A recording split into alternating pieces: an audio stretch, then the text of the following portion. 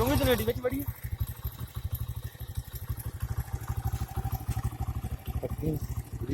ਸਿਰ ਉਹਦੇ ਚੋਣੀ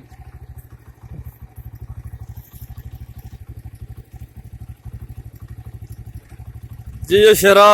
ਇਹ ਲਈਏ ਦੀ ਨਹਿਰ